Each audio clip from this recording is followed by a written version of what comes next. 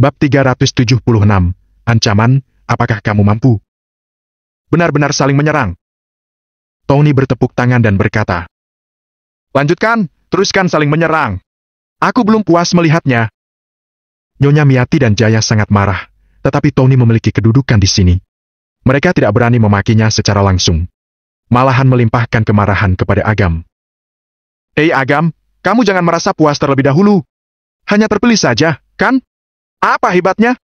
Biar ku beritahu, tambang emas Gunung Cayan sudah disegel. Walaupun kamu terpilih, semuanya hanyalah nama yang kosong belaka. Kamu sama sekali tidak akan mendapatkan keuntungan. Jaya tertawa dingin dan berkata, "Maka dari itu, kamu tetap saja pecundang. Ini adalah kenyataan yang tidak bisa diubah oleh siapapun. Tidak hanya itu, aku masih mendengar kabar bahwa tambang emas Gunung Cayan melakukan penambangan ilegal. Siapa saja yang bekerja sama dengannya, semuanya akan dilikuidasi satu persatu." Kata Adi memanaskan suasana. "Kalian keluarga Pambudi benar-benar murahan. Kalian sebelumnya berusaha sekuat tenaga untuk terpilih. Sekarang setelah terusir, berbalik menjelek-jelekan. Apa itu menyenangkan?" Cibir Dennis. "Tidak sama." Jaya dengan sombong berkata, "Kalau kami keluarga Pambudi terpilih, tambang emas Gunung Cayan akan baik-baik saja. Namun, kalian semua sudah dibutakan dan mengusir kami keluarga Pambudi. Memutuskan harapan hidup terakhir kalian, hingga sekarang kalian hanya punya satu pilihan, mati. Bodoh!" Dennis dengan nada dingin berkata, "Tambang emas Gunung Cayan sudah sesuai prosedur, siapa yang berani mengusik kami?" Mendengar kedua belah pihak memiliki pendapat masing-masing, membuat para bos merasa dilema. Di satu sisi, tambang emas Gunung Cayan memiliki daya pikat yang sangat besar. Di sisi lain, apa yang dikatakan oleh keluarga Pambudi adalah kenyataan.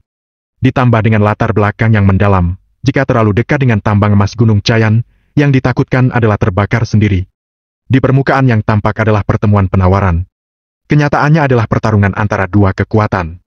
Ini adalah pertarungan antar dewa. Ketika menemui jalan buntu, terdengar suara tawa yang hangat.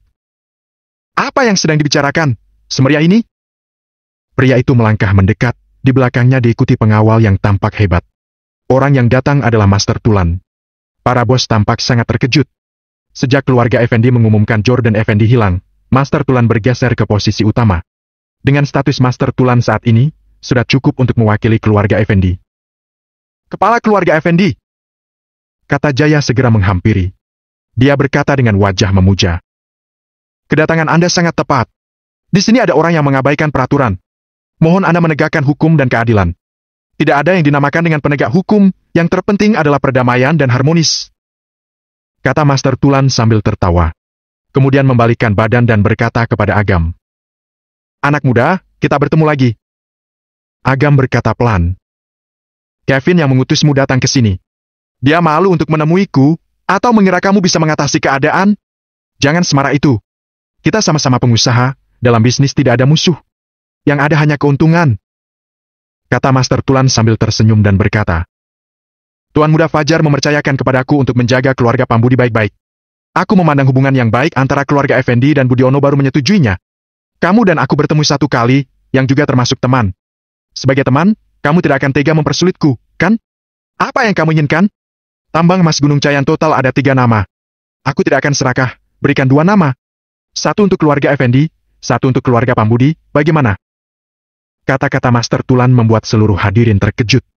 Master Tulan sebagai pewaris keluarga Effendi yang akan datang, bagaimana bisa seramah itu dengan seorang pecundang?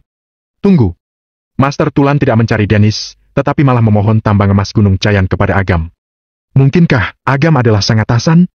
Memikirkan hal ini membuat seluruh hadirin terkesiap. Fendi tercengang dan menatap Agam dengan tatapan penuh keheranan, kemudian terkejut dan akhirnya ketakutan.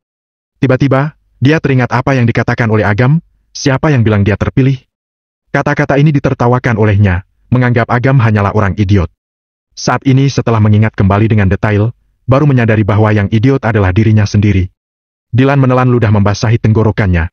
Dia akhirnya paham mengapa dirinya bisa terpilih. Ketika baru mengenal Agam, Agam langsung mengatakan bahwa dia sudah terpilih. Saat itu dia mengira Agam berpura-pura hebat, atau mungkin dirinya bertemu dengan orang bodoh. Hasilnya, ternyata Agam tidak membual, semua yang dikatakannya, dari awal sampai akhir adalah benar adanya. Anugerah. Ini adalah anugerah yang besar. Dilan menatap Agam dengan penuh kehangatan. Pada saat ini dia mengucapkan terima kasih kepada 18 generasi leluhurnya. Dia, Dilan, bisa terpilih. Semuanya karena keberuntungan yang berasal dari Agam. Wajah Laila tercengang. Sejak awal dia sudah sangat berusaha, sangat ingin bertemu dengan yang disebut oleh Dennis sebagai atasan. Bahkan sudah memikirkan bagaimana caranya untuk menarik hatinya.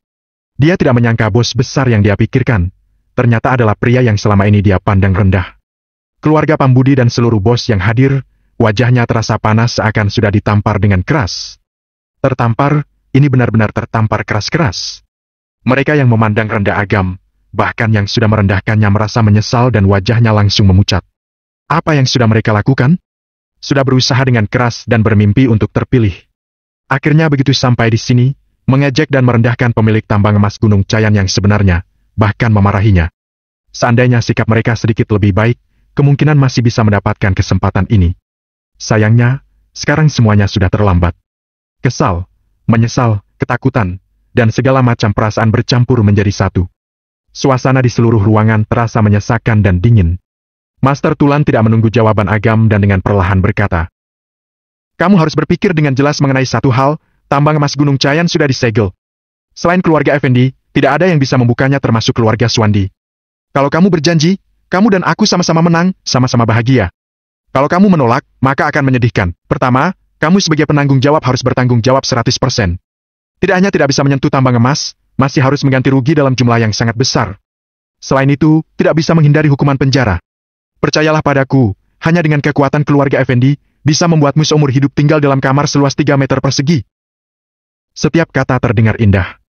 Di hadapan orang sebanyak itu, tidak mungkin Master Tulan mengucapkan tanpa ada tujuannya. Hanya ada satu jalan yang diberikan kepada Agam, kompromi. Citra memandang Agam dengan tenang. Meskipun dia sangat ingin menyarankan Agam untuk kompromi, dia juga tahu bahwa kompromi adalah sesuatu yang tidak mungkin bagi pria ini. Walau dia berasal dari latar belakang biasa, harga dirinya sangat tinggi. Tidak peduli Agam akan membuat keputusan apa, dia akan mendukungnya tanpa syarat. Walaupun keputusan terakhirnya tidak dapat diterima orang, dia akan tetap bersama Agam menyelesaikannya, bersama-sama menghadapinya. Agam tertawa sejenak kemudian melihat Master Tulan dan berkata, "Kompromi berarti hidup, menolak berarti mati. Logika apa itu? Tidak salah." Master Tulan berkata dengan lirih, "Kamu ingin hidup, hanya ada kompromi." Agam bagi mendengarkan lelucon, tertawa sambil menggelengkan kepala. Master Tulan merasa sangat tidak puas dengan sikap Agam ini. Dengan alis berkerut mengatakan, "Kamu adalah orang yang cerdas, seharusnya tahu bagaimana memilih." "Hahaha, Master Tulan, kamu terlalu bodoh. Kamu benar-benar terlalu bodoh," kata Agam sambil tertawa menatap kepadanya. Melayangkan pandangan penuh penghinaan dan berkata, "Mengancamku? Apa kamu punya hak?" Bab 377, Barisan Pasukan. Master Tulan memicingkan matanya. Di depan matanya tampak hamparan darah dan tumpukan mayat seperti di neraka. Di awang-awang, terdapat sebuah tungku tembaga yang melayang. Seperti senjata dewa yang memiliki kekuatan untuk menghancurkan. Pada saat itu, dia merasa dirinya sangat lemah. Selama itu merupakan kehendak Agam, maka dia akan dapat dihancurkan hingga seperti debu hanya dalam sekejap. "Apa kamu memenuhi syarat?" Suara Agam menusuk ke dalam telinganya. Dia merasakan jiwanya hancur, kepalanya terasa sangat sakit. Seketika kembali sadar dan merasakan keringat dingin membasahi kulit di bawah bajunya. Menempel erat di kulitnya, menimbulkan hawa dingin yang membuat bulu kuduknya berdiri. Seluruh tubuhnya merinding. "Kamu!" Master Tulan tersandung-sandung mundur beberapa langkah. Menatap Agam dengan wajah ngeri. Semua kata-katanya tersangkut di tenggorokannya, membuat dia tidak mempunyai keberanian untuk mengeluarkan suara sedikit pun. Gelombang serangan dari Agam ini hanya ditujukan kepada Master Tulan. Orang lain tidak mengetahuinya. Jaya mengira Master Tulan sedang marah. Untuk menunjukkan kesetiaannya, dia menunjuk Agam sambil memaki. "Agam, kamu jangan merasa puas dahulu. Kamu punya kemampuan apa hingga berani berkata seperti itu kepada kepala keluarga Effendi? Mencari mati? Memangnya kenapa kalau kamu adalah orang yang punya tambang emas Gunung Cayan? Tambang emas disegel, berarti sebentar lagi akan bangkrut dan kemudian menjadi tahanan." Semua orang memandang Agam dengan tidak paham. Sangat bagus bisa memiliki kekuatan. Apakah dia masih mengira dirinya mampu melawan keluarga Effendi? Terlalu naif. "Siapa yang bilang disegel? Kenapa disegel? Hanya karena keluarga Effendi. Kamu ingin aku menyerahkan diri? Tolol." kata Agam perlahan, menghadapi ancaman tanpa ada rasa takut sedikit pun.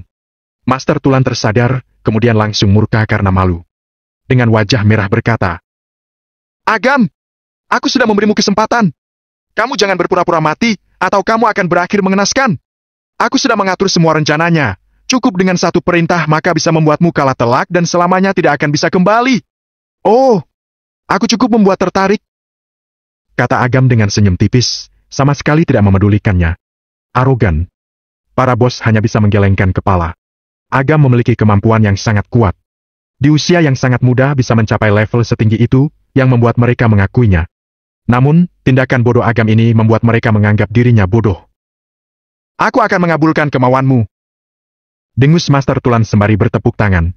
Terdengar suara tepuk tangan yang nyaring, bagaikan tanda kematian yang membuat semua orang tercekat. 10 detik berlalu. Setengah menit berlalu.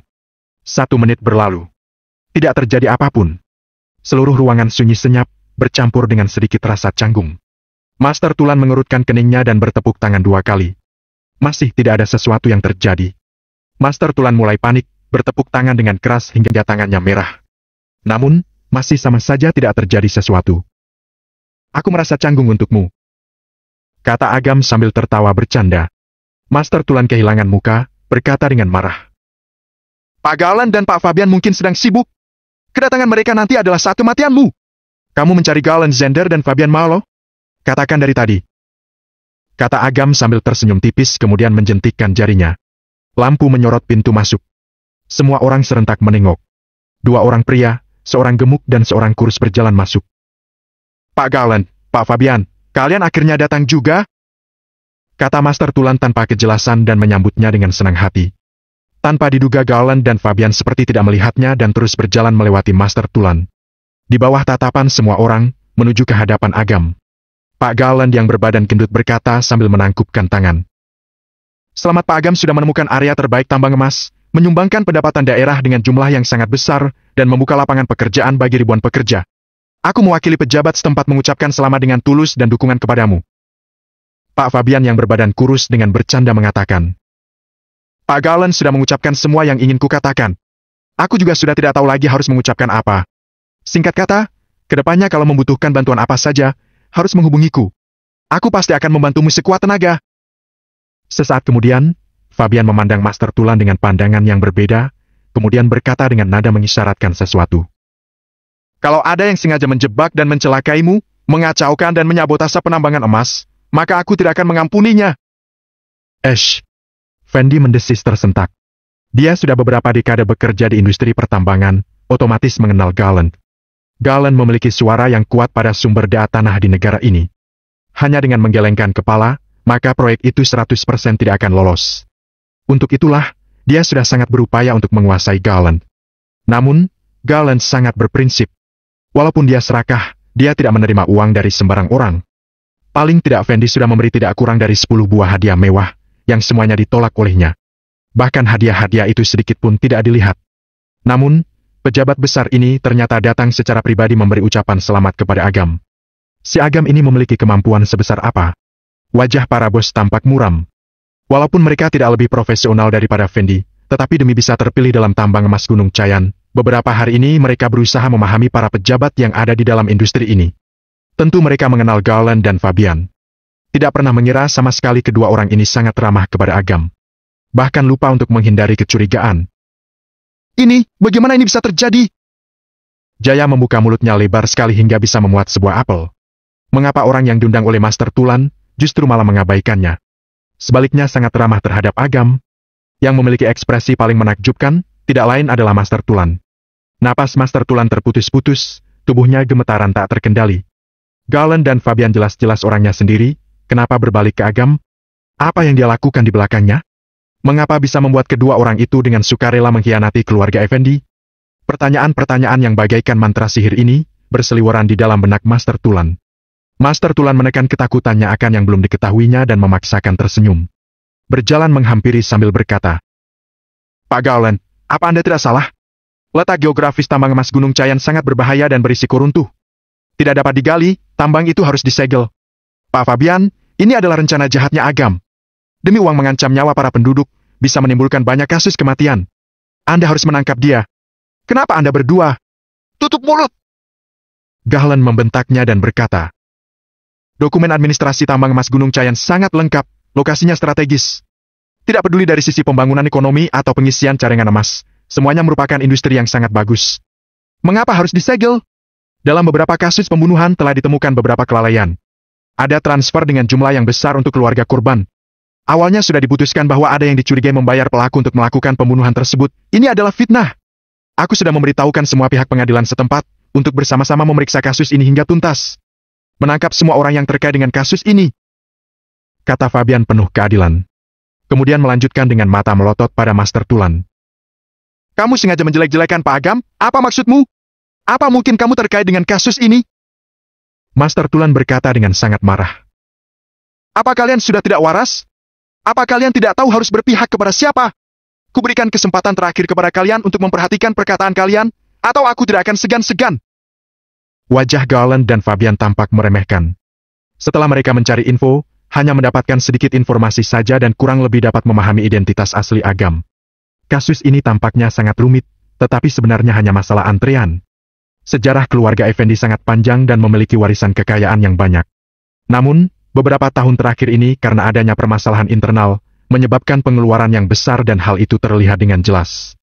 Sebaliknya, Agam mendapatkan dukungan dari keluarga Suwandi dan terus-menerus mendapatkan dana segar. Dalam waktu tidak sampai 2 bulan, asetnya melebihi ratusan triliun. Sangat berprospek untuk berkembang dan kekuatannya sangat besar, cukup untuk menghadapi keluarga Effendi. Tidak sulit untuk memilih. Ditambah dengan Agam menggenggam rahasia mereka, sehingga makin membuat mereka harus berada di sisi Agam. Bab 378, ditiru. Master Tulan, berani sekali kamu. Menganggap dirimu adalah kepala keluarga Effendi selanjutnya, lalu menjadi kebal hukum. Kalian keluarga Effendi memiliki 2 perusahaan pertambangan yang semuanya bermasalah, yang belum kuminta pertanggungjawaban. Kamu sekarang mengancamku? Setelah selesai mengatakannya, Galen mengambil ponselnya dan berkata, kirimkan orang untuk memeriksa 2 perusahaan pertambangan yang dimiliki oleh keluarga Effendi. Betul, jangan sampai ada yang terlewat. Periksa sampai tuntas. Sejak ikut masuk ke dalam keluarga Effendi, Galen selalu berhati-hati dan berjaga-jaga. Dia sudah sejak awal memegang bukti tentang pelanggaran yang terjadi di 2 perusahaan pertambangan milik keluarga Effendi. Hanya mengeluarkan 1 perintah, 2 perusahaan pertambangan yang sudah dikelola oleh keluarga Effendi selama bertahun-tahun akan runtuh. Master Tulan tercengang. Dia sudah mengatakan itu, tak menyangka akan dilawan. Pada saat ini, ponselnya berdering. Setelah menerima telepon, wajahnya langsung memucat ketakutan. Disegel. Kedua bisnis itu semua disita. Keluarga Effendi memiliki 2 buah perusahaan pertambangan, dengan total aset bernilai sekitar 200 triliun. Walaupun bagi keluarga Effendi tidak terlalu banyak, industri mineral ini sangat menguntungkan. Selain itu melibatkan banyak koneksi. Saat ini 2 perusahaan disegel, tidak hanya mengalami kerugian uang, tetapi termasuk juga koneksi dan sumber daya yang cukup besar. Hal ini saat ini bagi keluarga Effendi, sama dengan sudah jatuh tertimpa tangga. Ponsel Master Tulan berdering kembali, kali ini telepon dari Kevin. Pandangan Master Tulan menjadi gelap dan hampir saja terjatuh. Rasa ketakutan di dalam hati membuatnya sama sekali tidak memiliki keberanian untuk menjawab panggilan ini. Suara bel yang nyaring di suasana yang sunyi terdengar menusuk telinga. Master Tulan bernapas dengan terengah-engah. Setiap detik baginya merupakan siksaan jiwa baginya. Entah setelah beberapa saat, Kevin baru menutup teleponnya dan suara dering itu menghilang. Haft. Master Tulan menghela napas panjang. Kedua tangannya kesemutan. Dia menatap tajam ke arah Agam dan gemetaran. Orang ini, dia, seberapa besar kemampuan yang dimilikinya? Kenapa selalu memiliki kartu yang tiada habisnya? Setiap kali kamu merasa menang, dia dengan segera mengeluarkan senjata dan menghancurkan satu persatu. Langsung membuatmu kalah telak. Saat ini, Master Tulan sudah kehilangan semua cara untuk menghadapi Agam. Hanya ingin segera pergi untuk memohon ampun kepada Kevin, siapa tahu hukumannya bisa lebih ringan.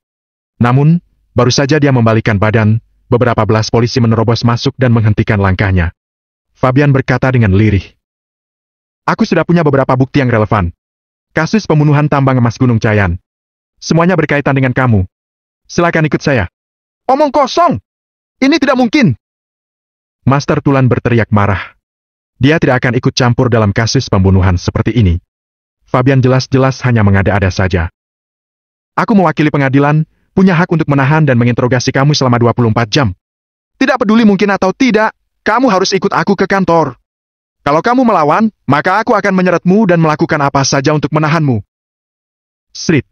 Beberapa belas polisi sudah bersiap sejak awal dan serentak mengeluarkan senjata mereka.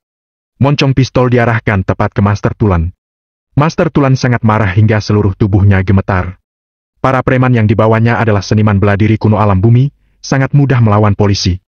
Namun, jika dia melakukan hal itu, maka akan makin memperburuk keadaan. Pada saatnya nanti tidak akan sesederhana ditahan selama 24 jam saja. Posisinya masih belum stabil, kebanyakan orang menunggunya jatuh dari kursi kebesaran dan menggantikannya. Jika ada kesalahan di saat seperti ini, maka dia akan benar-benar selesai.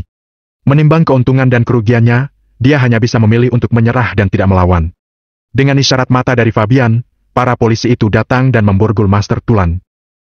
Bawa pergi! Para polisi menyeret Master Tulan menjauh dari tempat itu. Sebelum pergi, Master Tulan menatap Agam dengan pancaran ketakutan di matanya. Waktu itu ketika Agam pergi ke keluarga Effendi, dia sudah mengetahui bahwa orang ini tidak bisa diganggu dan sebaiknya jangan sampai bermusuhan dengannya. Namun, sejak Jordan melakukan kesalahan, kemudian dikeluarkan dari keluarga Effendi. Dia dipromosikan oleh Kevin untuk menjadi ahli waris keluarga, dia langsung sombong. Kekuasaan membuatnya terlena, membuat dia melakukan kesalahan paling besar dalam hidupnya. Para hadirin menyaksikan Master Tulan dibawa pergi, semuanya berpikir keras. Ahli waris keluarga Effendi yang merupakan keluarga dari 4 keluarga bergengsi, ditangkap, ini merupakan berita besar sepanjang abad. Bagi orang yang bisa sedikit berpikir pasti mengetahui. Walau memberikan keberanian berlipat ganda kepada Fabian, dia juga tidak akan berani meniru Master Tulan. Alasan kenapa dia bisa sedemikian memiliki rasa percaya diri, pasti karena mempunyai pendukung orang kuat. Orang itu, kemungkinan besar adalah Agam. Anggota keluarga Pambudi tercengang. Keluarga Effendi yang sangat mereka andalkan, tidak bisa menjatuhkan Agam, malah masuk ke dalam kesulitan yang membuatnya sulit untuk melindungi dirinya sendiri. Saat ini seluruh kartu keluarga Pambudi sudah dikeluarkan, bahkan masih bisa dihadapi Agam. Marah, tidak terima, penghinaan, dan berbagai macam perasaan lainnya membuncah di dalam hati. Beberapa kerabat jauh dari keluarga Pambudi tidak mengatakan apapun, tetapi di dalam hatinya sudah memutuskan untuk menjauh. Jika mereka diberi kesempatan lagi untuk memilih, maka tidak akan pernah memutuskan hubungan dengan Agam. Cahya menatap Agam dengan pandangan kosong. Di dalam hatinya mengalir gelombang penyesalan. Menantu yang dahulu diremehkan olehnya, ternyata menginjaknya saat ini. Bahkan keluarga Effendi yang sangat terhormat pun mengalami kerugian yang sangat besar karenanya. Apakah dia benar-benar pecundang? Agam, kamu sudah tertipu. Kamu menangkap Master Tulan, benar-benar memutuskan hubungan dengan keluarga Effendi. Walaupun ada keluarga Swandi yang melindungimu, kamu juga akan segera mati. Teriak Jaya dengan keras walau dalam hatinya merasa ketakutan. Dia sama sekali tidak terima dan tidak akan mengakui bahwa dirinya sudah kalah. Adi ikut berkata, apa kamu merasa dirimu sangat hebat? Kamu seorang pecundang yang hanya memamerkan kekuasaan. Tanpa Charlie dan Jamal, kamu sama sekali tidak berarti. Cahya tersentak dan tiba-tiba tersadar. Agam hanyalah boneka dari keluarga Swandi. Semua yang dimilikinya hanyalah ilusi. Apa yang pantas untuk disesali? Kali ini Fajar tidak datang. Andai dia datang, mana mungkin dia akan membiarkan Agam berlaku seliar ini? Pecundang! Kami, keluarga Pambudi, menghidupimu selama 1,5 tahun. Apa ini caramu membalas budi? Kata Nyonya Miati dengan marah sambil menepuk sandaran tangan kursi. Nenek, Anda jangan marah.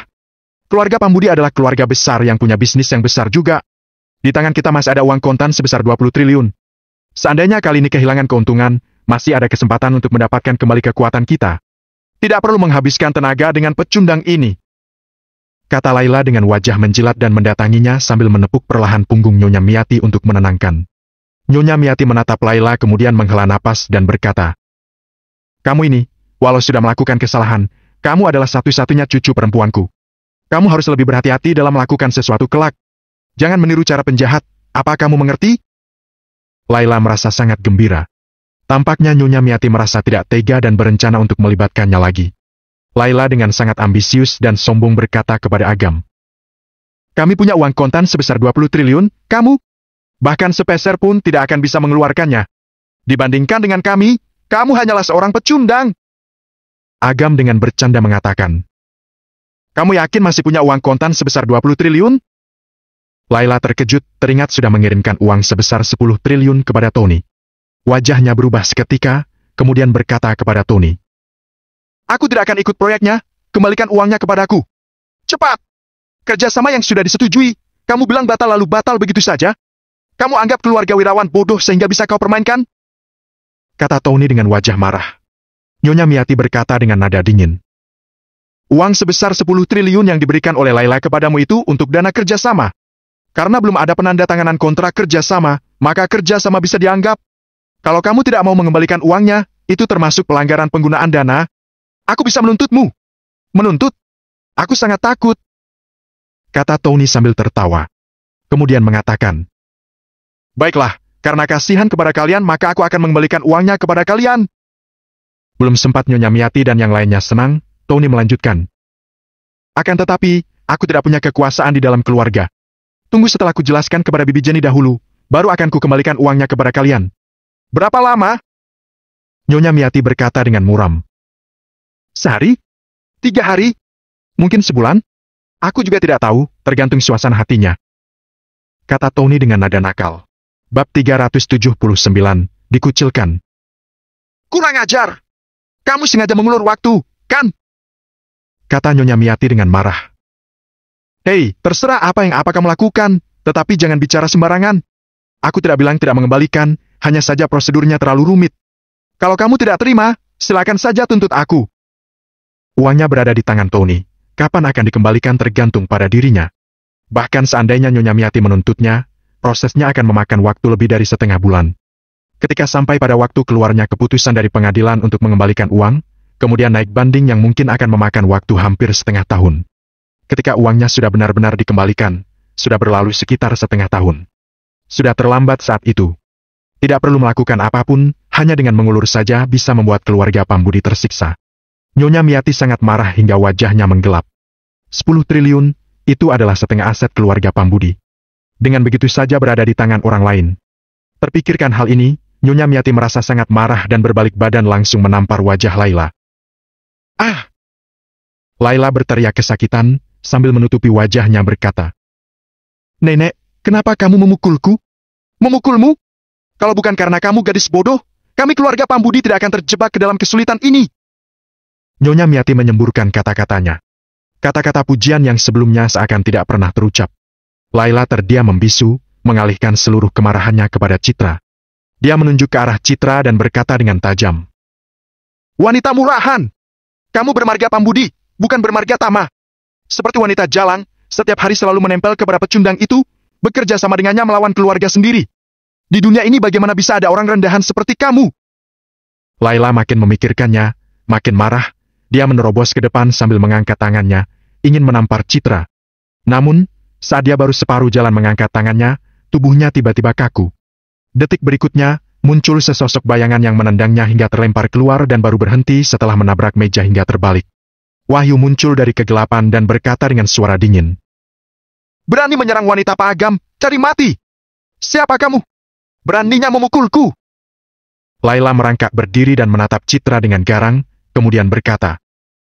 Wanita murahan, ini simpananmu yang mana lagi? Kenapa kamu begitu murahan? Kulihat penampilanmu polos, di balik itu semua tidak tahu sudah berapa banyak pria yang tidur bersamamu. Wahyu sudah akan bergerak, Agam menghentikannya dengan mengangkat tangannya. Agam memandang Laila dengan acuh tak acuh. Laila merasa dirinya terjatuh ke dalam ruang es. Dari kepala sampai kaki terasa dingin, membuat otaknya terasa mati rasa. Pandangan Agam berpindah darinya, menyapukan pandangannya ke seluruh bos yang hadir di sana, kemudian berkata dengan ringan. Dendamku dengan keluarga Pambudi sulit untuk dibersihkan. Ditakdirkan selesai dengan kematian, kalian sebaiknya segera memutuskan. Tidak baik kalau sampai ada yang terluka. Kata-kata Agam ini memaksa mereka berbaris antri. Jika orang lain, para bos ini pasti tidak akan termakan omongan ini. Namun, karena Agam menunjukkan kemampuannya, membuat hati mereka merasa ketakutan. Bahkan ahli waris keluarga Effendi juga bukan tandingannya, terlebih lagi mereka. Aku Dilan, mewakili perusahaan Musika. Secara resmi berperang melawan keluarga Pambudi. Seluruh perusahaan hiburan di Provinsi S, mari kita bersatu dan putuskan hubungan bisnis dengan mereka. Dilan berdiri dan berteriak dengan nyaring. Dilan, kamu mencari mati! Kata Jaya dengan marah, tetapi sebelum dia bisa menyelesaikan kata-katanya, sudah terputus oleh suara yang lain. Aku Yudas Halam, mewakili grup Johnson. Secara resmi memutus hubungan dengan keluarga Pambudi dan akan berusaha menekan kemajuan mereka. Aku Daun Zakui, mewakili perusahaan real estate Halo, menyatakan menjadi pesaing keluarga Pambudi. Setiap bisnis yang berhubungan dengannya adalah musuhku. Aku Howard Reed, mewakili Ban Hexa, menyatakan akan memutuskan hubungan kerja sama dengan keluarga Pambudi, menolak memberikan pinjaman speser pun, dan bersama dengan para bankir untuk memboikot keluarga Pambudi. Aku Tiana Franda, mewakili. Satu demi satu berdiri, sikap mereka yakin tak tergoyahkan. Tidak hanya memutuskan hubungan dengan keluarga Pambudi, juga secara terbuka menyatakan perlawanan kepada mereka. Seluruh keluarga Pambudi tercengang. Mereka bahkan lupa untuk menghentikan seluruh kejadian ini. Dalam waktu singkat, sebagian besar bos yang ada di ruangan mengumumkan memisahkan diri dengan keluarga Pambudi. Sebagian kecil bos yang tersisa juga dengan terbuka menyatakan penolakan kerjasama dengan keluarga Pambudi. Dengan begini, bisa dibilang di seluruh provinsi S, selain keluarga Effendi dan keluarga Viander, hampir tidak ada yang berani bekerja sama dengan keluarga Pambudi. Dikucilkan sepenuhnya. Wajah Nyonya Miati, Jaya, dan yang lainnya pucat pasi. Mereka juga tidak menyangka bahwa malam yang gemerlap milik mereka, ternyata menjadi malam eksekusi bagi mereka. Tidak hanya kehilangan kesempatan kerjasama dengan tambang emas Gunung Cayan, tertahan uang kontan sebesar 10 triliun, ditambah dengan dikucilkan oleh para bos yang menyatakan perang. Dari surga jatuh ke neraka. Saat ini keluarga Pambudi bagaikan terjebak di rawa dan tidak bisa bergerak sedikit pun. Pada awalnya, ekspresi wajah Laila adalah marah, kemudian tertegun dan pada akhirnya menggeleng dengan sekuat tenaga. Dia tidak percaya dan tidak mau mempercayainya. Dia berteriak dengan nyaring. Apa kalian sudah tidak waras? Dia sedang mengancam kalian. Seorang pecundang mengancam kalian dan kalian menurutinya? Apa kalian sudah tidak tahu malu? Apa kalian tidak berprinsip? Tutup mulutmu. Siapa kamu? Apa kamu masih layak berbicara di sini? Kalian semuanya adalah pecundang, bahkan ujung jari Pak Agam tidak bisa menyentuhnya. Masih berani berteriak-teriak? Sudah sejak lama tidak suka kepada keluarga Pambudi. Segeralah pulang untuk cuci kaki dan tidur, sambil menunggu lehermu dipenggal. Para bos satu persatu menegurnya, bahkan tidak lupa untuk mengancamnya. Walaupun kuota untuk tambang emas Gunung Cayan sudah ditentukan, semua kekuatan dan kekuasaan yang ditunjukkan oleh Agam membuat mereka sudah lupa tentang tambang emas Gunung Cayan. Dibandingkan dengan mendapatkan keuntungan dari proyek berikutnya, lebih penting menjalin hubungan baik dengan Agam. Jika bisa memusnahkan keluarga Pambudi dan mendapatkan kesan bagus dari Agam, maka ini merupakan kesepakatan yang sangat bagus. Nyonya Miati sangat marah. Melihat seluruh anggota keluarga Pambudi kepalanya terkulai lemas, bahkan Jaya juga merasa bersalah dan tidak bersuara. Berkata dengan suara bergetar. Pecundang! Kalian semua adalah segerombolan pecundang! Mengharapkan kalian dapat memimpin keluarga Pambudi untuk bangkit, lebih baik berharap kepada segerombolan bebek. Selesai berbicara, Nyonya Miati bangkit berdiri dengan memegang tongkatnya hendak pergi. Ingatlah untuk segera membuat surat wasiat, selamat jalan, tidak mengantar. Kata Agam dengan tertawa samar dari balik badannya. Nyonya Miati sangat murka, tiba-tiba terdengar suara, Hok tersembur darah dari mulutnya dan dia terjatuh di tanah dengan kepala mendongak. Ibu! Nenek! Jaya dan yang lainnya sangat terkejut, dengan terburu-buru segera mengangkat Nyonya Miati berdiri. Jaya berkata dengan marah. Agam, hatimu benar-benar kejam. Bahkan, orang tua juga kamu tindas. Kamu tidak akan mati dengan tenang. Setelah bicara, dia menggendong Nyonya Miati meninggalkan lokasi. Melihat dia terburu-buru, seperti mempunyai niat untuk melarikan diri. Melihat kekuatan keluarga Pambudi sudah hilang, mereka dengan putus asa melarikan diri. Laila melarikan diri dari hotel. Ketika akan masuk ke dalam mobil, tiba-tiba tertegun. Di dalam benaknya muncul bayangan Agam. Mempermalukan Citra, lalu kabur begitu saja? Tidak semudah itu. Kata Agam dengan senyum samar dan jarinya melintas di mulutnya sendiri. Dalam sekejap dia merasakan jiwanya dicambuk. Rasa sakit yang menyayat hatinya membuat dia menjerit nyaring. Laila, kenapa kamu bengong? Cepat naik ke mobil. Cahaya menggoyang-goyangkan tubuh Laila, agar dia kembali sadar. Kemudian dia baru sadar semua ini hanyalah ilusi. Baik. Laila diam-diam menarik napas lega dan segera masuk ke mobil. Sebelum dia duduk, dia tiba-tiba menjerit dengan suara melengking. Cahaya yang mendengar suara itu, segera menengok, lalu terkejut hingga menutup mulutnya sendiri. Laila melihat dari kaca spion di dalam mobil, mulutnya robek, terus robek hingga ke telinga, seakan-akan disayat. Dia mengerikan seperti badut. Ah! Laila menutup mulutnya yang berdarah, dan wajahnya yang dibanggakan berubah menjadi mengerikan. Rasa sakit dan nyeri yang hebat membuatnya tidak tahan. Matanya menjadi gelap dan langsung pingsan. Hukuman seperti ini sudah yang paling ringan. Jika bukan memandang dia adalah kakak sepupu Citra, tidak mungkin dia masih hidup. Bab 380, memberitahukan identitas. Bagaimana, masih mengkhawatirkan Nyonya Miati? Setengah jam kemudian, Agam meninggalkan Dennis mengumumkan penutup. Sementara dia terlebih dahulu pergi meninggalkan lokasi bersama Citra. Dalam perjalanan, melihat hatinya tidak tenang, Agam menghiburnya dan berkata, "Jangan khawatir, dia cukup panjang umur. Sementara tidak akan mati."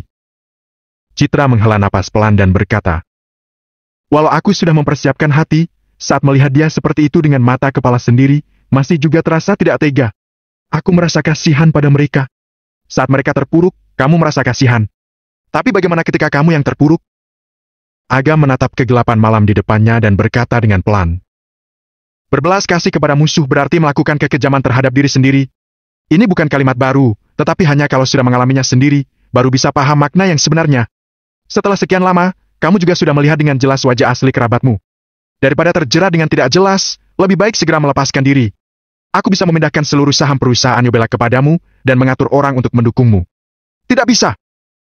Citra bersikap tegas dan berkata, "Yobela adalah milikmu. Kamu berikan kepada aku, bagaimana denganmu? Walau kamu mempunyai dukungan dari keluarga besar, di dunia ini tidak ada yang namanya selamanya teman. Takutnya suatu hari kamu dianggap sudah tidak berharga. Apa yang harus dilakukan?" Citra memiliki pemahaman yang sama dengan keluarga Pambudi. Agam mendapatkan dukungan dari keluarga besar, baru bisa sehebat ini. Jika suatu hari pamor Agam memudar, dia akan menjadi orang biasa. Bukannya dia memandang rendah Agam, tetapi sudah berhubungan selama lebih dari 1 tahun, Agam demi pengobatan kakak mengumpulkan uang puluhan juta hingga mencari ke segala penjuru. Semuanya masih teringat dengan jelas di benaknya. Jika Agam benar-benar orang hebat, kenapa saat dia dalam keadaan paling sulit tidak menunjukkannya? Walaupun pada akhirnya Agam mendapatkan keberuntungan, juga tidak mungkin dalam waktu sekitar 2 bulan berubah menjadi triliuner. Ini tidak dapat diterima akal sehat. Agam menghela napas tak berdaya. Mungkin seharusnya memberitahukan identitas aslinya kepada dia. "Citra." Agam berhenti dan dengan serius menatap mata gadis ini. "Kenapa?" Menatap mata Agam membuat hati Citra berdebar tidak jelas. "Kalau aku memberitahumu, semua yang kamu lihat adalah milikku pribadi, apa kamu bisa mempercayainya? Beri aku penjelasan, agar aku mempercayainya." "Baik." Agam menarik napas dalam, mau menceritakan kepadanya semua yang terjadi selama 2 bulan ini. Tepat saat dia akan membuka mulut, Tony mengejar mereka dan berkata, "Kak Agam, berita buruk. Bibi Jenny sekarat." Halaman rumah keluarga Wirawan. Jenny terbaring di atas tempat tidur, kedua matanya tertutup. Wajahnya dipenuhi rasa sakit. Hanya melihat tubuhnya yang menawan dipenuhi garis biru pembuluh darah, tampak sangat kontras dengan kulitnya yang seputih kapas. Kepala keluarga Wirawan bersama dengan Tony berdiri di belakang. Tidak berani bernapas dengan kuat, takut mengganggu Agam. Beberapa saat kemudian, Agam berdiri seraya berkata, "Baru-baru ini apa Jenny pergi ke tempat yang terpencil? Misalnya gunung tinggi dan hutan belantara, atau makam liar. Jenny selalu sibuk dengan pekerjaannya. Entah di pesawat atau dalam perjalanan menuju ke pesawat. Seharusnya tidak bisa pergi ke tempat-tempat itu." Jawab kepala keluarga Wirawan dengan buru-buru. Agam mengerutkan keningnya dan berpikir keras. Setelah beberapa saat, Jenny kembali mengeluarkan suara kesakitan. Di bawah kulit putihnya samar-samar tampak garis-garis darah, keadaannya makin lama makin parah. "Pak Agam, menurut Anda, tempat-tempat itu ada kaitan apa dengan penyakit Jenny?" Kepala keluarga Wirawan benar-benar mengkhawatirkan keselamatan adiknya, sehingga berani bertanya. Melihat Agam tidak menjawab, kepala keluarga Wirawan menghela napas panjang. Agam kembali tersadar dan mengatakan, "Maaf, aku terpikirkan beberapa hal dan tidak sengaja kehilangan konsentrasi." Sesaat kemudian dengan serius berkata, "Gejala yang dialami oleh Jenny lebih rumit. Menggunakan istilah awam adalah kerasukan roh." "Kerasukan roh? Apa ada cara untuk menyembuhkannya?" "Akan kucoba." Dengan wajah terbebani Agam mengatakan, "Aku perlu memeriksa seluruh gejala yang dialami Jenny, baru bisa menentukan cara penyembuhannya. Oleh karena itu, aku perlu melepas bajunya." "Hah?" Suasana jadi terasa aneh. Hati seorang dokter bagaikan orang tua. "Saya percaya dengan karakter Pak Agam, hanya saja istri Anda," kata kepala keluarga Wirawan yang berdiri di belakang Citra dengan wajah yang berekspresi canggung. "Aku tidak masalah, lebih penting menyelamatkan orang," kata Citra dengan tergesa-gesa. Dia bahkan lupa untuk mengoreksi kata istri yang diucapkan oleh kepala keluarga Wirawan. "Baiklah kalau begitu," kata kepala keluarga Wirawan dengan lega. Kemudian tertawa kepada Agam seraya berkata, Saya serahkan adik saya kepada Anda. Asalkan bisa menyembuhkan dia, silakan Anda melakukan apa saja. Setelah bicara, kepala keluarga Wirawan kepada Tony berkata, "Keluarlah denganku. Kak Agam, aku tidak keberatan dengan apa yang akan kamu lakukan kepada bibiku. Dia pernah bilang, kamu adalah pria yang paling dia kagumi." Tony belum selesai bicara, kepala keluarga Wirawan sudah membawanya keluar dengan menjewer telinganya. Di dalam ruangan hanya tersisa Agam dan Citra, serta Jenny yang terbaring di atas tempat tidur. Suasananya terasa agak tidak bisa dijelaskan. "Itu, bagaimana kalau kamu juga keluar?" Agam berkata dengan canggung. Dia takut Citra melihat dia menyentuh tubuh wanita lain. "Aku di sini tidak mengganggumu, kenapa mengusirku?"